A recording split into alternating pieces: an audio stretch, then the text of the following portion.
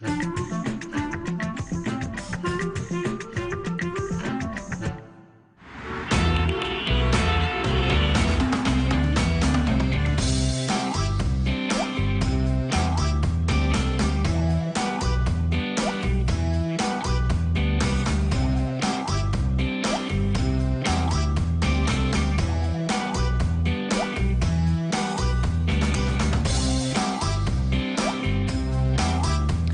l'occasion des élections municipales de mars prochain, Itinéraire Bis reprend la route à la découverte de villes mal connues et vous propose un tour de France inattendu.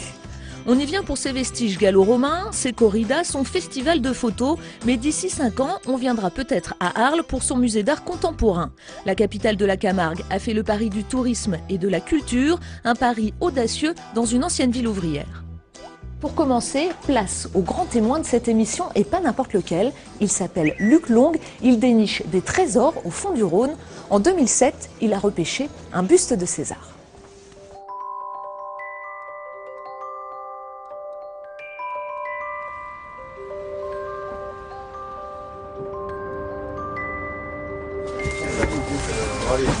Dans ce secteur, on a aussi une nécropole que le Rhône a dû en partie rogner au fil du temps. On risque d'avoir des éléments funéraires, de sarcophages, des couvercles, des stèles, des c'est vrai, je me souviens, on avait déjà trouvé des sarcophages. On l'appelle l'Indiana Jones du Rhône. Luc Long est archéologue plongeur. Avec ses équipes, il est en charge des fouilles dans le Rhône, un fleuve qui recèle des trésors. Luc Long, bonjour. Bonjour Julie. Merci de nous accueillir sur votre bateau. Merci à vous. Ça fait plus de 20 ans que vous faites des fouilles ici, dans le Rhône. Il y a encore des choses à découvrir ? Oui, et c'était un peu normal. C'est le cas de toutes les grandes villes romaines, comme Arles, mais il y en a d'autres, qui ont un passé fluvial et qui sont traversées par un grand fleuve. Et donc ce fleuve, quelque part, a gardé, c'est une caméra de l'histoire, qui a gardé dans ses strates d'argile et de limon, une partie de cette histoire qui est sous forme de bribes. Tous ces édifices qui ont disparu aujourd'hui ont gardé certainement une partie de leur architecture et de leur sculpture dans le fleuve. C'est ce que nous sommes en train de mettre au jour. Et elle est riche, puisque vous avez découvert là sur cette partie du fleuve, entre ces deux ponts, combien d'épaves ? Alors on en est à une quinzaine d'épaves antiques, dont la fameuse Arlonde 3 qui a été remontée, et nous renseigne surtout sur la richesse et la variété de l'espace nautique arlésien qui faisait la richesse de l'Empire entre la mer, la Méditerranée, tous les produits de la Méditerranée, et puis la Gaule et le reste de l'Europe. Et c'était Arles qui était à la rupture de charge entre ces deux navigations. Alors vous archivez au quotidien, oui, quasiment, dans ce ce livre, toutes vos fouilles, des dessins, des petites notes. Moi, je reste encore attaché aux vieux cahiers de fouilles dans lesquels je retrouve d'une année sur l'autre des tas de petites indications, de petites choses, les pensums de chaque plongeur, les dessins qui ont été faits sur le coup. Et il y a d'ailleurs dans ce cahier une pièce que vous allez remonter aujourd'hui. On a dessiné, c'est ça, ouais. J'avais dessiné, alors par exemple... C'est celle-ci. Voilà. Qu'est-ce que c'est ? Alors on l'a vu dans le noir, c'était un bloc d'architecture avec deux animaux magiques qui apparaissent. Il s'agit de deux griffons. C'est un thème très ancien dans l'Antiquité, que l'on retrouve aussi à l'époque romaine et gallo-romaine. Bon, on va découvrir ça tout de suite, on vous laisse vous équiper. Je m'équipe et on va le voir ensemble avec Caroline. Ça marche, à tout de suite. Mère, mon masque sur la table, s'il te plaît. Je peux en avoir besoin. Merci.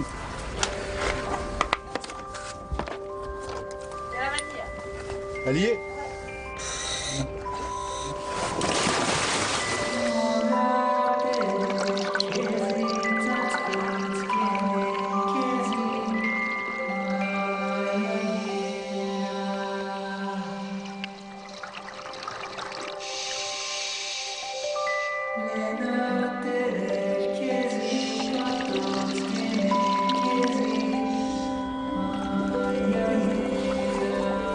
Cette découverte, c'est une pièce importante ? C'est sans doute une partie d'un mausolée. C'est un grand tombeau qui a été édifié non loin du Rhône. Il est en bon état et c'est vrai qu'on n'a pas tant que ça de représentation. Il existe un sarcophage sur Arles dans le musée avec le thème des griffons. Le problème, c'est que l'archéologie fluviale sur des grands fleuves comme le Rhône, qui est un des plus puissants d'Europe, c'est très difficile, très contraignant parce que c'est dangereux. Du courant, pas de visibilité. Et ensuite, on travaille tellement lentement par peu de visibilité qu'en fait, on a besoin de beaucoup plus de financement que les autres pour arriver à avoir des résultats. Donc ça demande beaucoup d'acharnement, beaucoup d'obstination.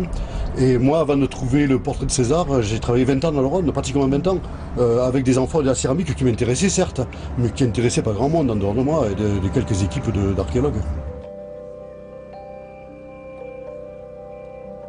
Et pourtant, un buste repêché dans le Rhône peut changer le cours des choses. Depuis sa découverte en 2007, la fréquentation du musée des Antiquités de la ville d'Arles a gagné près de 150 000 visiteurs. Luc, on se dirige vers le musée antique d'Arles où sont exposés tous les objets que vous découvrez. Alors du coup, vous êtes en fouille à peu près 1 mois et demi sur une année. C'est pas toujours simple de trouver des fonds pour travailler. Le paradoxe, c'est que aujourd'hui, vu ce qu'a rapporté ces découvertes au niveau du ministère de la Culture, un nouveau bateau, l'André Malraux, un agrandissement du musée, moi je rame encore pour trouver les quelques dizaines de milliers d'euros. Je travaille avec 90 000 euros pour continuer mes fouilles. Et le musée, il est beau, hein. Et de quand il date? 95. C'est Henri Siriani qui l'a conçu, qui est un architecte. Siriani.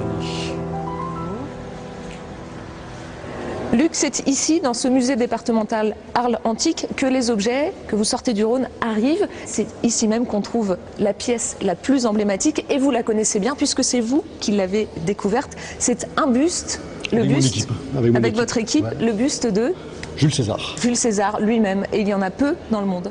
Non, sculpté de son vivant, on n'en connaissait qu'un jusqu'à présent, celui de Turenne, le musée de Turenne, le portrait de Tusculum. Et voilà, et César a refait surface à Arles en 2007. Cette découverte, elle a apporté à Arles, alors, grâce à vous aussi? Oui, je pense qu'en fait, les hommes politiques avec lesquels je discute des fois me disent qu'aujourd'hui, lorsqu'ils se retrouvent dans les réunions internationales, ils mettent en avant ce portrait, ça met le coup de focale, le coup de loupe sur la cité, qui d'un coup rappelle toute son importance arlésienne au moins, enfin romaine au moins, dans des périodes actuelles où cette ville est redevenue une petite cité avec les problèmes économiques qu'elle connaît comme toutes les autres. Et je dirais que ça a été un peu une lumière, un coin de joie lorsque cette découverte a été faite et qu'on parlait d'un peu autre chose dans les journaux et dans les journaux télévisés. Arles la romaine qui renaissait du fleuve, c'était quelque chose de magique. Merci Luc, avant de se quitter, une petite photo pour le souvenir, près du buste, comme ça. Et le sourire.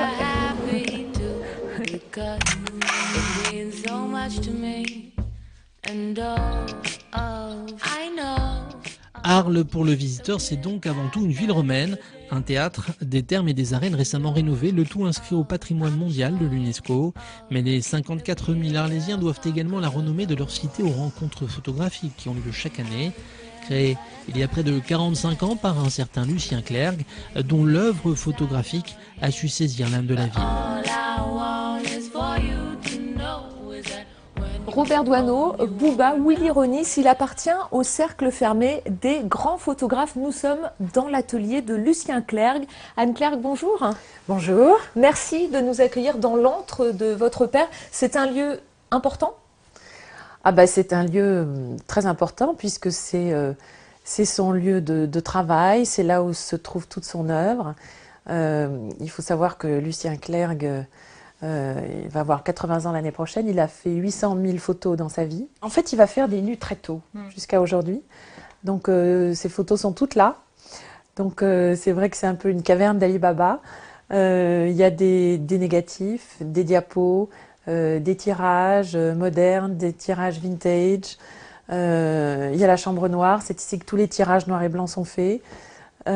Jusqu'à une certaine taille, parce qu'ensuite c'est trop grand, il faut aller dans des labos. Votre père, il est toujours resté attaché à cette ville, parce qu'on peut se dire qu'à force de l'avoir vu et photographié, il aurait pu avoir envie d'aller ailleurs. Quand vous dites qu'il n'a jamais voulu aller ailleurs, justement, en fait, il est toujours allé ailleurs, mais je dirais que c'est le plus grand ambassadeur de sa ville. Quand il était à New York, c'était donc entre 61 et 62, je crois. Alex Lieberman, qui était le directeur de Vogue, qui le rencontre et qui lui dit « Mais Lucien, je vous engage à travailler pour nous, venez travailler chez Vogue. » Et mon père lui a dit « Ah mais non, mais vous n'avez pas compris là, c'est pas possible. »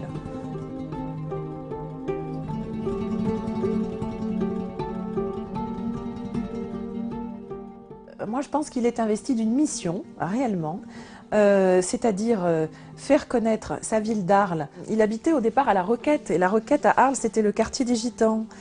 Et finalement, il suffisait d'aller se promener à La Roquette. Là, on est au Sainte-Marie-de-la-Mer pendant le pèlerinage des Gitans avec Manitas de Plata. Et en fait, si vous voulez, c'est vrai qu'il a un peu réussi à a fédéré tout ce monde assez extraordinaire, des Gitans, la Camargue, toutes ces espèces d'entités culturelles. Il les a toujours ramenés à Arles et il les a fait voyager aussi à travers le monde. On est en 1973, il crée les rencontres internationales de photographie. Elles ont changé le cours de la ville. Totalement, totalement. Écoutez, cette année, donc c'est la 44e année, il y a eu 100 000 visiteurs en quelques mois. Et cette année, il y avait donc 50 expositions qui sont réparties entre le centre-ville et puis les ateliers SNCF. Donc c'est une réussite absolument magnifique. Et il ne s'est pas arrêté là puisque quelques années plus tard, en 1982, il crée l'École nationale de photographie. Et je vous propose qu'on aille y faire un tour ensemble.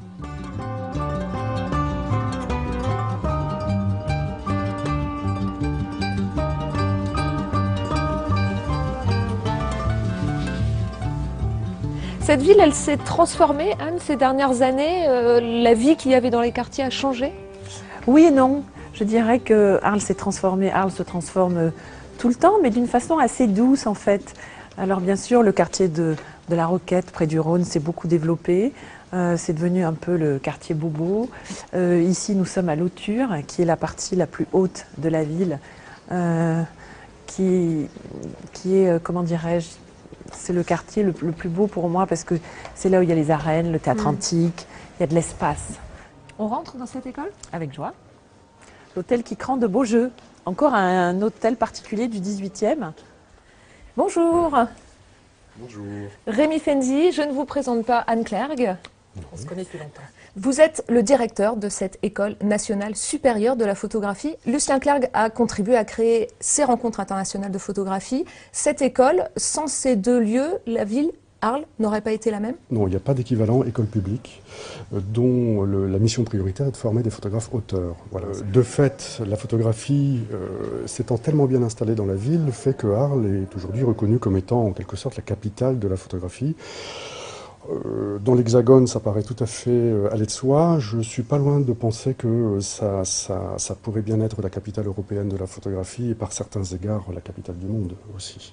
Cette école, elle va bientôt se déplacer pour aller s'installer dans un grand projet qui attend Arles, sur les anciens ateliers SNCF, le projet de la fondation Luma. Quel regard vous portez vous deux sur ce nouveau projet culturel? Arles en a besoin, oui, absolument.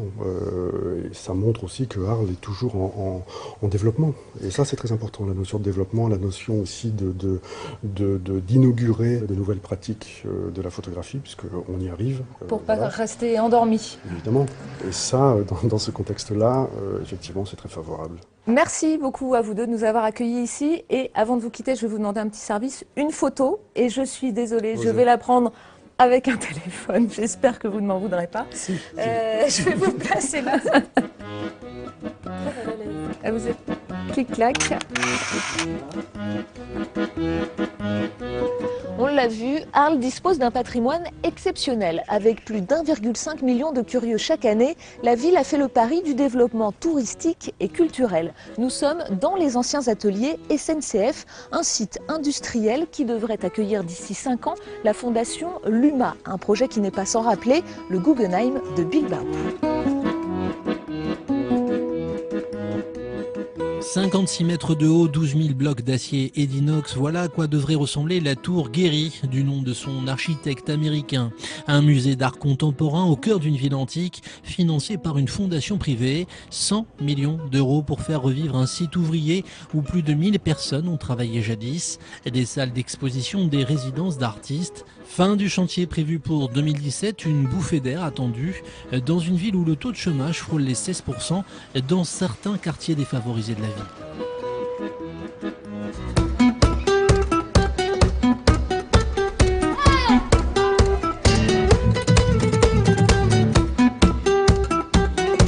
À qui aura les cheveux les plus longs?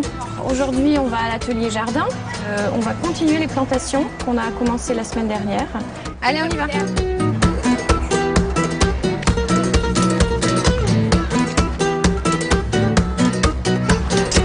Les habitués. Chaque mercredi, des enfants sont réunis autour d'un atelier de jardinage, enfants de gitans et enfants du centre-ville, avec l'idée de créer du lien entre deux communautés qui vivent côte à côte sans jamais se mélanger. Anne, bonjour. Bonjour. C'est vous notamment qui êtes à l'initiative de cet atelier. Les liens entre les deux communautés sont si distendus qu'il faille les rapprocher? Oui, c'est vrai que c'est pas toujours évident de vivre ensemble quand on est dans des communautés différentes, notamment la communauté gitane qui a un système de vie très autonome. Alors le prétexte, c'est le jardinage. Le but, c'est aussi la rencontre, c'est-à-dire ce jardin Hortus, il est entre le centre-ville et le quartier de Bariol où vit notamment la communauté gitane. Et c'est un territoire un peu neutre où les enfants peuvent se rencontrer. Mais déjà à leur âge, il y a déjà quand même des préjugés, il y a quand même déjà des peurs, il y a quand même déjà un petit peu un fantasme que l'autre est différent et qui peut être peut-être dangereux. Voilà, très bien. Alors on va peut-être pas le faire trop grand, on va créer une toile d'araignée entre nous. Donc par exemple, je vais l'envoyer, tiens, à Diana. Hop, tu gardes le bout et moi je garde le bout. Et moi je te dis, je m'appelle Anne. C'est pas où? Allez, non? Et la dernière petite à se présenter, c'est... Jardinage, école, entreprise. Vous faites cette expérience de lien dans plusieurs domaines. Alors oui, donc notre association s'appelle Petit à Petit Coopérer pour mieux vivre ensemble. L'idée c'est de mettre les gens ensemble.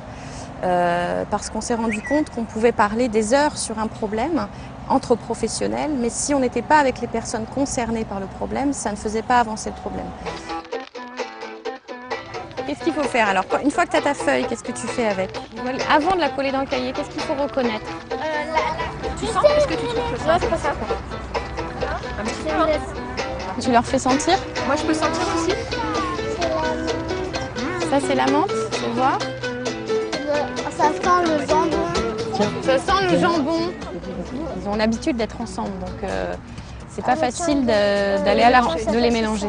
Alors dans la cour de récré, enfin on pourrait demander aux enfants, mais en général ils jouent entre eux. Mais c'est bien d'avoir des copines nouvelles aussi. Ou pas? Si? Oui.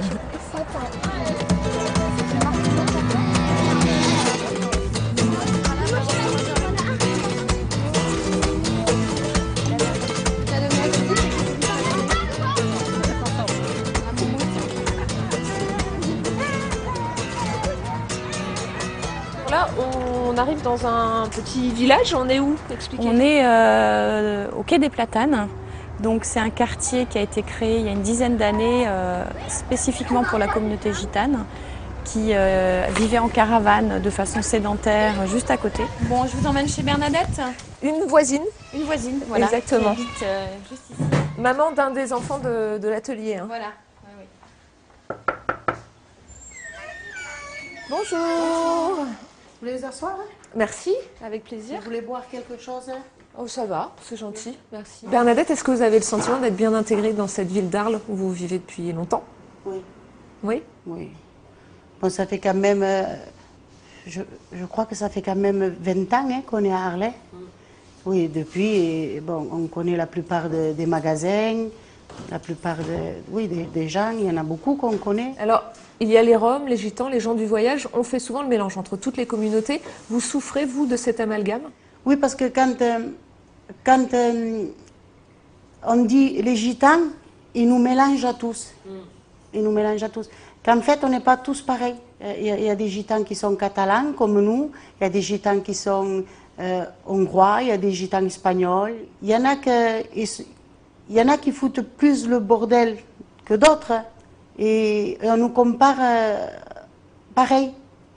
On connaît la politesse, on connaît le savoir-vivre, on fait aller nos enfants aux écoles. Moi, je me sens beaucoup mal à l'aise des fois quand on va dans des magasins et qu'on voit que il y a un vigile qui nous suit, je suis très mal à l'aise.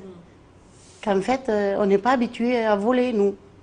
Merci Bernadette de nous avoir accueillis chez vous. À très bientôt. On poursuit, nous, Anne, notre visite? On y va. C'est parti. Anne, on ne pouvait pas passer dans ce quartier sans aller découvrir les artistes. Et il y en a quelques-uns ici. Hein. Oui, on a des guitaristes de rumba catalane qui sont ici quand même assez nombreux et qui qui sont représentés un petit peu partout en Europe et dans le monde, dont Manero. Bonjour Manero. Bonjour, enchanté.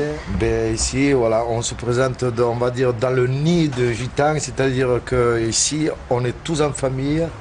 Et plus gitan que ça, je crois qu'il n'y en a pas beaucoup. Voilà. Chandro. Bonjour, excusez-moi.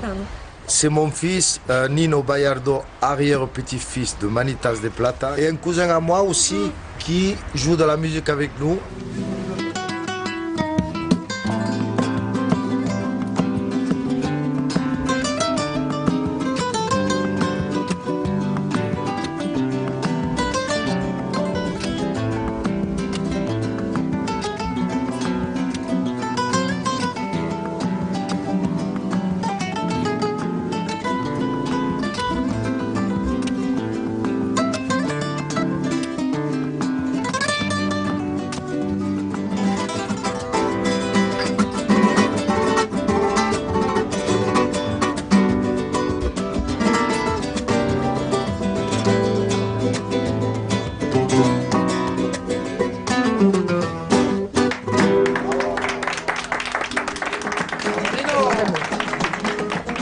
Avant de se quitter pour le souvenir, je vais vous demander une petite photo, tous ensemble, si vous voulez bien vous mettre tous les deux derrière le groupe. Allez.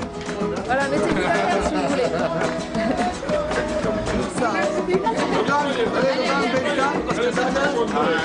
Allez, les pas, ouais, voilà. Voilà, il y a du monde, hein. Cheese. Cheese.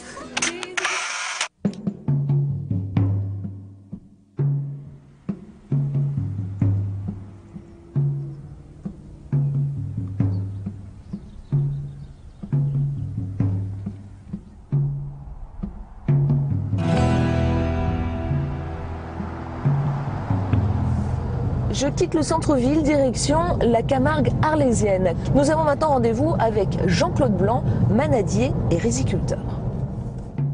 La Camargue, l'autre visage de la plus grande commune de France. Arles s'étend des Alpilles au nord, aux rives de la Méditerranée. Entre flamants roses, chevaux et taureaux d'élevage, le parc naturel dispose d'une faune remarquable.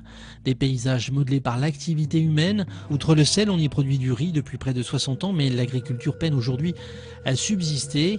Une baisse du nombre des exploitations qui met en danger un écosystème fragile.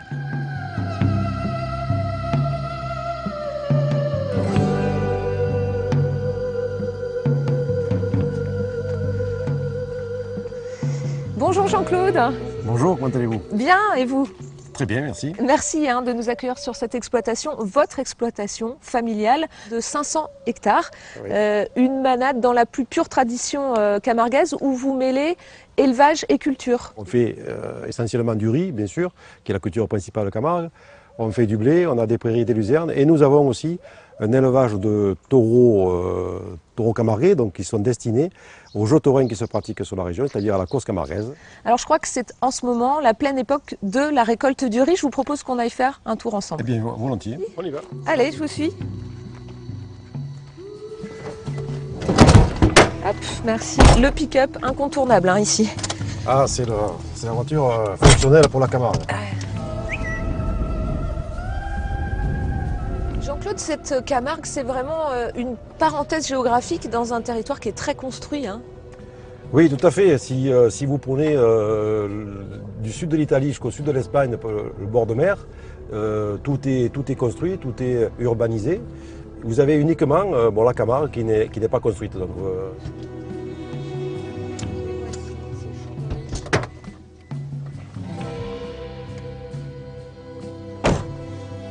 du riz presque prêt à récolter. Presque prêt, je pense qu'il faut encore une dizaine de jours. Alors, la culture du riz ici, Jean-Claude, on la pratique seulement depuis 60 ans. Donc là, il est encore un tout petit peu trop vert. Il y a encore quelques grains verts. Et donc, nous avons encore à peu près une dizaine de jours à attendre. Cette année, nous avons à peu près une quarantaine d'hectares de riz sur toutes les terres cultivables que nous avons en Camargue. On en vit encore du riz aujourd'hui en Camargue, uniquement? Oui, c'est quand même, économiquement, c'est quand même une culture qui est très importante pour la Camargue. Économiquement, il y a beaucoup de gens qui vivent du riz, mais c'est de plus en plus compliqué, puisque les prix sont nettement à la baisse depuis une paire d'années. Et donc, comme il y a des charges qui sont très importantes pour cultiver du riz, hein, donc les frais de semences, les frais d'eau, d'assainissement, les produits, donc et que le prix au niveau du cours mondial baisse de plus en plus. Donc ça pose un gros problème cette année. C'est plus compliqué et pourtant ce riz il est vital pour la Camargue. C'est vital pour la Camargue parce que donc il nous permet donc de dessaler nos terrains et il nous permet aussi d'entretenir tous ces canaux d'irrigation, tous ces canaux de drainage qui sont vitaux parce que s'il n'y a pas ce système d'irrigation en Camargue, si on n'arrose plus la Camargue, étant donné que maintenant, comme je disais tout à l'heure, elle a été endiguée, le sel remontera et on sera sur un désert.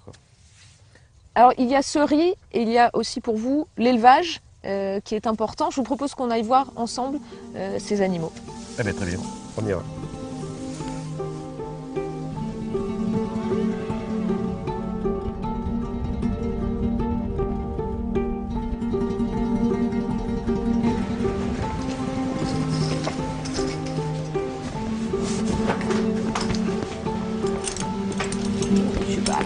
On va monter sur la pierre, ça ira mieux pour vous. Ouais. Oh non, par contre, non, monter comme ça.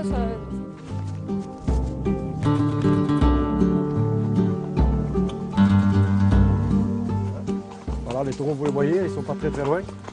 Bon, on va s'approcher d'eux pour pouvoir les rassembler. Magnifique.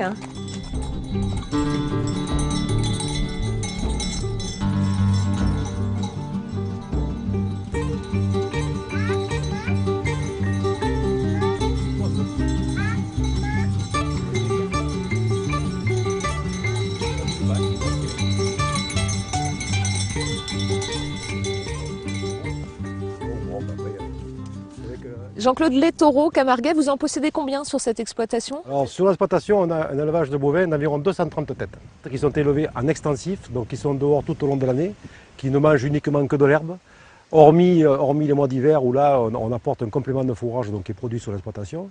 Et ces bêtes-là sont élevées en totale liberté. Et du coup, ces taureaux, c'est aussi un atout pour votre exploitation? Exactement, oui. Bon. Alors nous, notre but principal, c'est de sortir des taureaux pour la cause camargaise, que ces taureaux fassent une grande carrière. Donc c'est surtout pour ça qu'on élève les taureaux. Mais comme ce n'est pas suffisant, vous avez aussi développé de plus en plus le tourisme? Alors comme ce n'est pas suffisant, on a développé de plus en plus dans le tourisme. Donc sur l'exploitation, nous avons d'une part des gîtes ruraux, et d'autre part nous avons une salle où nous accueillons donc, des groupes. Et on organise des démonstrations autour du cheval et du taureau.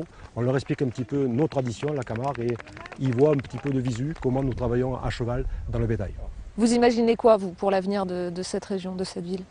J'imagine que ça pourra continuer, qu'on pourra perdurer, qu'on pourra préserver tous ces espaces naturels et qu'on fasse attention un petit peu au point de vue écologie, de ne pas faire n'importe quoi.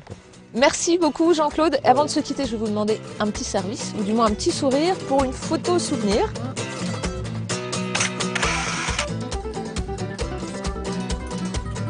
Et du coup, j'ai des premiers souvenirs un peu dramatiques, oui, où le cheval il mangeait la branche et qu'il ne voulait pas s'arrêter. Et t'as les larmes aux yeux.